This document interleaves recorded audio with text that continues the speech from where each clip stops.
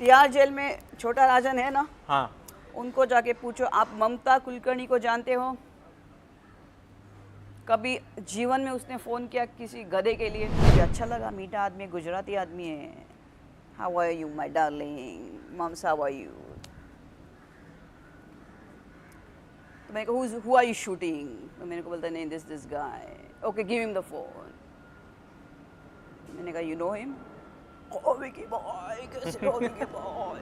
मैंने कहा अच्छा, and I was very innocent. इसका नाम है नरेंद्र मोदी। ये आदमी, उसको बोलना कि कल आपको देश के लिए मरना है तो मर जाएगा। ये उसके अंदर से, उनके खून से, उनके सब व्यक्ति महत्व से समझता है कि आदमी हिंदुस्तान के लिए है। एक बार मेरे ऐसे बाल निकले बाहर पैंट में से ऐसे, याद। तो एक गोरी लड़की थी मेरे पीछे, मेरे को बोलते excuse me ma'am, excuse me. I said या। So I can see some rope hanging down. I said, yeah, rope hanging. I said, मैंने बोला excuse me. I said 1 second. तो मैंने उसको निकाला. Oh my God! नमस्कार, मैं हूं जितेंद्र दीक्षित। एनडीटीवी में आपका स्वागत है।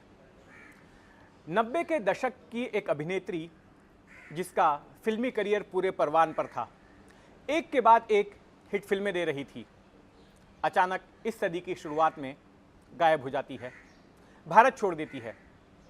2016 में उसका नाम चर्चा में आता है एक आपराधिक मामले को लेकर। वही अभिनेत्री अब फिर एक बार उभरी हैं, फिर एक बार भारत वापस लौट आई हैं और फिर से एक नई जिंदगी की शुरुआत कर रही हैं। मैं बात कर रहा हूं ममता कुलकर्णी की, जो इस वक्त बातचीत के लिए हमारे साथ में मौजूद हैं। ममता जी, एनडीटीवी में आपका स्वागत है। Okay, thank you. Mamta ji, सबसे पहले तो ये समझना है कि 90 के दशक का वो दौर था और आप सफलता के चरम पर थी। आप जिन फिल्मों में काम कर रही थी वो बॉक्स ऑफिस पर धमाल मचा रही थी, हिट हो रही थी, आप चर्चा में थी। आप उस वक्त की अगर हम बॉलीवुड पत्रिकाओं को उठाकर देखें तो आपको एक सेक्स सिंबल के तौर पर भी पेश किया जाता था, एक ग्लैमरस डॉल के तौर पर पेश किया जाता था और एक के बाद एक कई फिल्में लगातार आपने दी थी। लेकिन अचानक ऐसा क्या हो गया कि 90 के दशक के आखिर में आपने भारत छोड़ दिया, भारत छोड़कर चली गई? तो मैं एक मकसद के लिए मेरा जन्म हुआ था, मेरा बॉलीवुड के लिए जन्म नहीं हुआ था, लेकिन एक समय, जैसे एक बोलता है ना, एक निकालना था। तो शायद मेरी माँ की इच्छा थी बचपन में, वो बहुत लता मंगेशकर की बहुत बड़ी फ़ैन थी। तो एक माँ की इच्छा होती है, वो नहीं हो पाई थी। उसको कुछ रामानंद सागर की सीता का रोल भी उनको ऑफर हुआ था उस समय 1950s में। अच्छा, मेरी माँ, आपकी माँ को ऑफर किया गया था? माँ को ऑफर किया था ओके। रामानंद सागर ने। और हाँ, मेरी हाँ। माँ के मतलब ये 2 बहनें थी, हाँ हाँ तो दोनों के लंबे बाल यहाँ तक, हाँ हाँ, और एकदम पैर तक लंबे बाल। लंबे बाल, और माँ एकदम जैसे आप देखोगे ना सीता जैसी दिखने वाली, लंबे बाल और ऐसे। तो मेरे डैडी ने नहीं अलाउ किया उस वक्त, वो ज़माना ही ऐसा था कि आप, it was not even look nice. I mean people is not take Bollywood as you know a very great profession. मतलब लोगों को ऐसा लगता था कि बॉलीवुड मतलब सब, मतलब अच्छे घर के लोग नहीं जाते थे उस वक्त।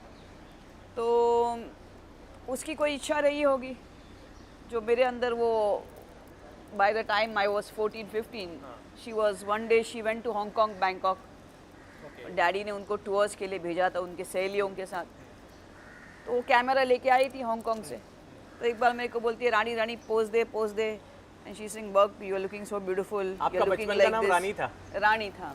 और एक होता है ना कि आप बचपन में आप बॉलीवुड में नंबर 1 हो चुके होते हो, बिकॉज मेरी इतनी सारी हिट जा रही थी। आपको नहीं मालूम है, 97 में मेरी 7 फिल्में रिलीज़ हो गई थी और 7 के 7 हिट हो गई थी मेरी।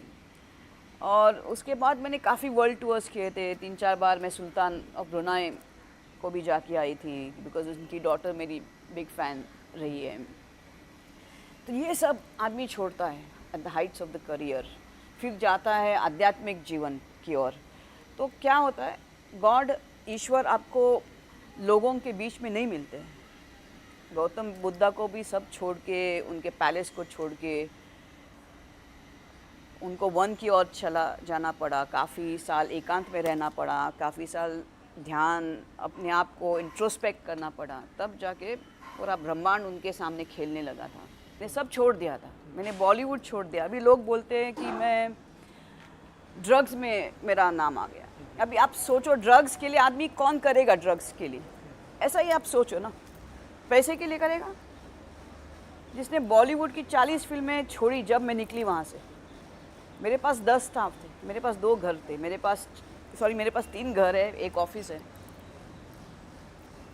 और 10 मेरे स्टाफ होते थे, मेरी 2 गाड़ियाँ होती थी। मैंने सब जगह टूर किया था और जिधर मैं जाती थी उधर मेरे को I used to get chauffeur driven car. I used to get a black limousine with a chauffeur driven driver for 1 month at my disposal. And I was earning so much money कि I would go to any designer store. I would not look the money. मैंने कभी उसका price tag नहीं check किया कि ये कितने का है उस वक्त। आज तो सबका फैशन है कि they want a hi fi, Versace and all that. Those years मैंने ऐसे देखे दनादन उठा के डालती थी। ये सब मैंने फेंका उठा के, ये सब को मैंने त्याग दिया। भूख प्यास ये सब चीज़ को मैंने अपनाया। तो ऐसी लड़की जो बॉलीवुड जैसे शौर्य को, जिधर मैं उतरती थी, जब भी मैं उतरती थी, मेरा बॉडीगार्ड गाड़ी से पहले वो दरवाज़ा खोलेगा। Before a sun would come there was umbrella. ये सब छोड़ के and any time I would go to any place. जैसे कोई बोलेगा शोरूम खोलना है तो I would get 5 lakh rupees just like that. ये सब छोड़ छाड़ के मैं I choose a tough life in my जीवन में। तो क्यों आदमी किसी ड्रग्स में एकदम मूर्ख आदमी होगा वो करेगा? किस चीज़ के लिए करेगा? ये प्रश्न सर्वप्रथम होता है जब आप किसी के ऊपर आरोप लगाते हो कि वो किस चीज़ के लिए करेगा वो चीज़। लेकिन ममता जी, आप पर कमजोरी होनी चाहिए। ममता जी, आप पर ऐसा आरोप ड्रग्स को लेकर इसलिए लगा क्योंकि आपका नाम जुड़ा विक्की गोस्वामी के साथ में। जी। और विक्की गोस्वामी के बारे में उनका रेपुटेशन ये है कि वो एक ड्रग्स के स्मगलर रहे हैं, ड्रग्स के कारोबारी रहे हैं। हाँ, सही बात है। के साथ उनका रिलेशनशिप था, इसकी वजह से आपके ऊपर भी शक जताया जाने लगा, आप पर भी आरोप लगने लगे। तो ये बताइए कि आप ये विक्की गोस्वामी के संपर्क में कैसे आई? मैंने एक्चुअली जैसे मैंने बोला था कि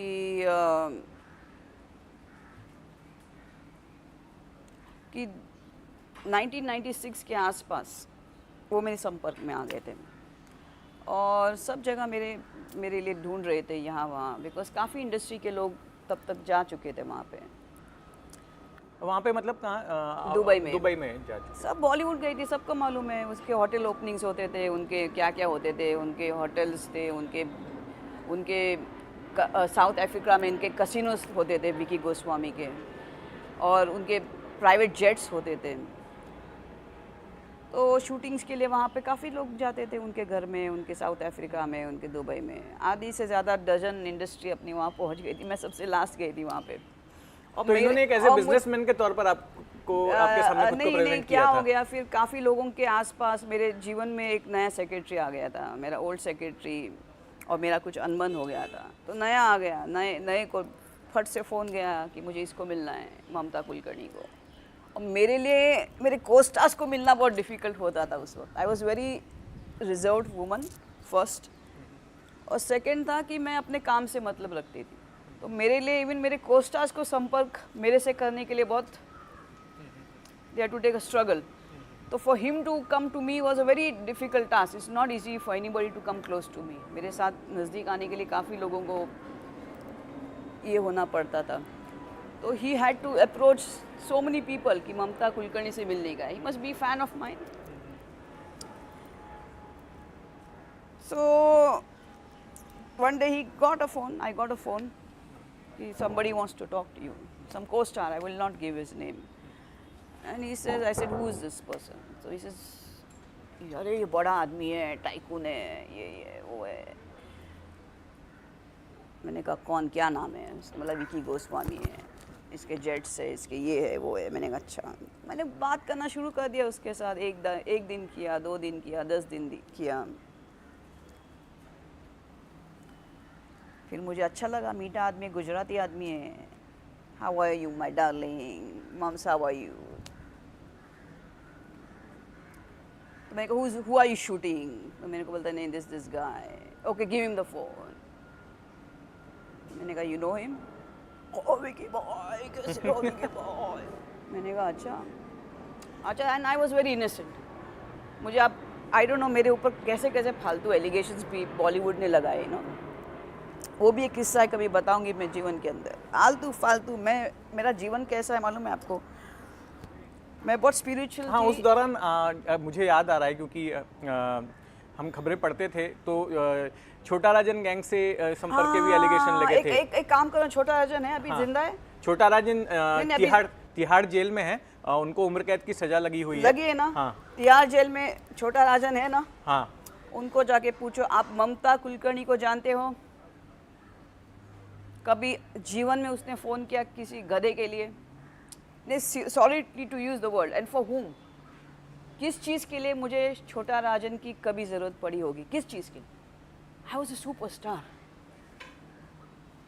मैं यहाँ से वहाँ फिल्में रिफ्यूज़ करती थी. मेरे क्या मैं अभी बताऊँ कौन कौन सी प्रोजेक्ट्स मेरे पास. मैंने किन प्रोजेक्ट्स. आज लोग उन सुपरस्टार्स के पीछे दौड़ते. I have refused films with these. लेकिन उस दौर में जब इस तरह से छोटा राजन गैंग के साथ आपका नाम जुड़ता था तो आप कैसे इन एलिगेशंस को कोप कर पाती थी. अभी देखो आप मेरे सामने है ना. मैं ऐसी बात कर रही हूँ आपके साथ. वैसे तब नहीं था ना. और आपको इतना भी मालूम है कि 10 मुंह 10 बातें. आप इधर 2 बंद करोगे, ये 5 और खुल जाएंगे. इधर 5 दबाओगे और 15 खुलेंगे. सो माय पॉइंट इज कि मनुष्य ने किसी को छोड़ा है क्या. भगवान को नहीं छोड़ते, श्री कृष्ण को नहीं छोड़ते. तो मैं किस खेत की मूली हूँ. सीता माँ को नहीं छोड़ा तो मैं कौन हूँ. Who am I. I am in Bollywood. Sita didn't come in Bollywood. So Bollywood is all types. And believe me, I come from a Brahmin family. I never came for money. मैं पैसे के लिए बॉलीवुड में नहीं आई थी. मेरे डैडी डेप्यूटी आरटीओ है ठाणे में. He is done 35 years. We don't need to come to any Bollywood for at least for this. तो what will be the reason. किस चीज़ के लिए. ममता जी, जिस दौर में आप का करियर था बॉलीवुड में, आप एक के बाद एक फिल्में कर रही थी, 90 का दौर था. उस दौर में ये भी माना जाता था कि अंडरवर्ल्ड का बहुत बड़ा दखल हुआ करता था बॉलीवुड के ऊपर. और अंडरवर्ल्ड से लोग अंडरवर्ल्ड के लोग एक्सटॉर्शन भी करते थे फिल्मकारों से. इसके अलावा कई बार फिल्मों में जो है किसको रोल देना है नहीं देना है, स्क्रिप्ट भी मैनिपुलेट की जाती थी. अंडरवर्ल्ड के एक डॉन दाऊद का भाई तो फिल्मों में गाने भी लिखता था. आपने किस तरह से देखा अंडरवर्ल्ड के उस प्रभाव को बॉलीवुड में. देखिए उस वक्त काफ़ी बॉलीवुड का अपना अंडरवर्ल्ड का बॉलीवुड पे था. उस वक्त था, काफ़ी था. लेकिन आप कैसे अपने आप को रखते. देखो मेरी आदत एक थी, जैसे मैंने आपको बोला, मैं बॉलीवुड में I was never there for money and neither to feed my stomach. लेकिन कभी अंडरवर्ल्ड से so there was no need for doing many things. I never did many things. Casting couch, people talk. I never did money film because somebody I want to go because then he will give me a film. It never happened. I never had a bad experience in Bollywood. Only one I had, that also very stupid experience that was. क्या था बताएंगे. नहीं छोड़िए ना, अभी मुझे वो discuss नहीं करना है. It's my pass is finish. It's like asking Gautam Buddha कि आप पैलेस में थे. जब आप पैलेस में थे because he was having lot of good time in palace, तो आपके साथ अभी वो सब खत्म हो गया, मिट गया, वो खत्म हो गया, मिट गया, नष्ट हो गया. अभी मेरे अंदर वो है नहीं. मैं सोचती भी नहीं उस चीज़ के लिए. अंडरवर्ल्ड से कभी आप पर दबाव आया. उस वक्त में ये होता था कि अंडरवर्ल्ड के लोग फिल्मी हस्तियों पर दबाव डालते थे. कई बार जबरन उनको शोज़ में बुलाते थे और अपना मनचाहा काम करवाते थे, डराते थे, धमकाते थे या लालच भी देते थे. कभी आपका इंटरेक्शन इस तरह से हुआ उनकी ओर से? नहीं, एक्चुअली ऐसा था, जैसे अभी मैं बोल ही रही थी कि मैं शूटिंग करती थी और सीधा शूटिंग करके घर आती थी. उस वक्त मेरी जो कुछ कंटेम्प्रेरीज होती थी, मेरे जो एक्टर्स होते थे, उनकी अलग लाइफ थी. वो शूटिंग करते थे, पब्स में जाते थे, फिर नेक्स्ट डे शूटिंग पे आते थे. मेरा कुछ ऐसा लाइफस्टाइल नहीं था. तो मेरी स्पिरिचुअल जर्नी काफ़ी वहाँ से बॉलीवुड से शुरू हो गई थी. जब मैं शूटिंग जाती थी मेरी 3 बैग्स मेरे साथ जाती थी, एक मेकअप मैन, एक मेकअप बैग, एक मेरी क्लोथिंग बैग्स और एक मेरी पूजा की बैग होती थी। और किसी भी होटल रूम में हम लोग रहते थे उसका आधा एक हिस्सा मेरा सिर्फ पूजा के लिए होता था। और ये जो आप देखते हो ये अभी से नहीं है, मेरी पहली पिक्चर थी आशिक आवारा और मैं ऐसा पूजा करती थी, ये लगा के मैं शूटिंग के लिए जाती थी। तो उमेश मेहरा जी मेरे डायरेक्टर थे आशिक आवारा के, तो एक दिन वो मेरे को देखते ही रह गए। तो मैंने कहा Umesh ji what are you looking at me? बोलते Mamta you looking so beautiful with this. I said so. Next thing he put a spiritual song in Aashiq Awara. आप देखो एक गाना है कि ऐसा राम और सीता जी को रखा है और I am holding the thing. Even he gave me a chunri. Okay, he says you're looking so beautiful with this look of yours.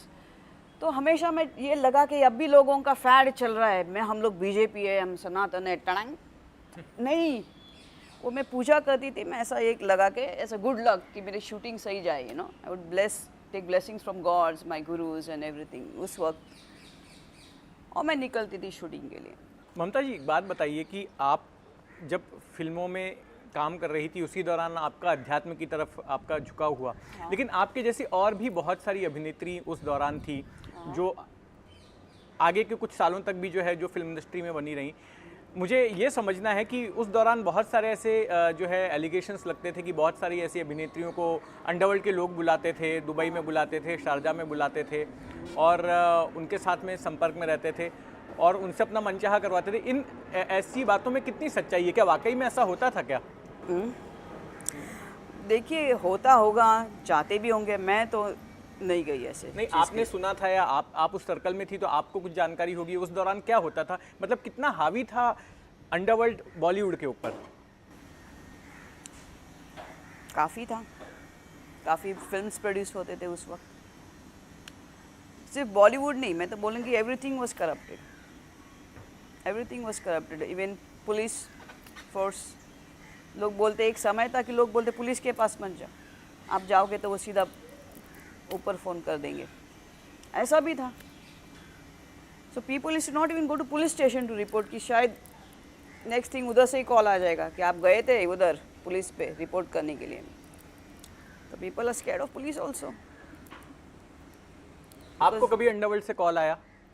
नहीं, मुझे अंडरवर्ल्ड से कभी कॉल नहीं आया, किसी के साथ मेरा नहीं है, not even with this what's his name you took, छोटा राजन नहीं है। उनको पूजा के पूछो ना, या तो मुझे लेके जाओ मैं उनको नमस्ते करती हूँ, आपने मुझे कभी देखा, हम कभी मिले तो आपको समझ में आएगा उससे। वो बोलेगा आप कौन, सब कुछ ऐसे भी लोग हैं, कोई मुझे पहचानता भी नहीं है, आप कौन? तो आप छोटा राजन थे इसलिए मिलना चाहती हैं ताकि आप उनसे पूछ सकें कि क्या आप मुझे जानते हो? हाँ, शायद ममता कुलकर्णी का नाम जाना होगा क्योंकि मैं बहुत फेमस हूँ सब जगह। अच्छा ममता जी, अब आपके जो मामले के बारे में बात करते हैं। 2016 में थाने के पुलिस कमिश्नर परमबीर सिंह ने एक प्रेस कॉन्फ्रेंस में आरोप लगाया कि विक्की गोस्वामी जो है 2000 करोड़ रुपए का ड्रग्स रैकेट चलाता है और उसका कारोबार, चूंकि विक्की गोस्वामी जेल में, तो वो कारोबार आप देखती थी। इस आरोप में कितनी सच्चाई है, नंबर 1। नंबर 2 कि विक्की गोस्वामी के साथ आपकी रिलेशनशिप का स्टेटस क्या है? क्या वो आपका पति था? नहीं, मेरा पति नहीं था, उतना समय ही नहीं मिला बिकॉज वो 2001 से 12 जब मेरा एक्चुअल तपस्या मेरी शुरू हो गई, बिकॉज उसने मुझे बुलाया था वहाँ पे। और वो मैंने अभी दूसरे परसों के इंटरव्यू में मैंने बताया कि कैसे क्या हुआ था कि उसने मुझे बुलाया, वो जेल के अंदर था, किसी कारण था, बोलता था मैंने नहीं किया, तो उसको मिलने गई, उधर ही रह गई मैं। उसको बाहर निकालने के चक्कर में मैंने बहुत तपस्या की, इतनी तपस्या की, इतना ध्यान किया, और ये सिर्फ इसलिए था कि वो बाहर निकले वहाँ से, बिकॉज़ बाकी उसकी फैमिली या कुछ ऐसे थे, वो नहीं चाहते थे कि वो बाहर निकले, जिसने उसके पैसे लिए थे या उनकी प्रॉपर्टीज़ ली थी।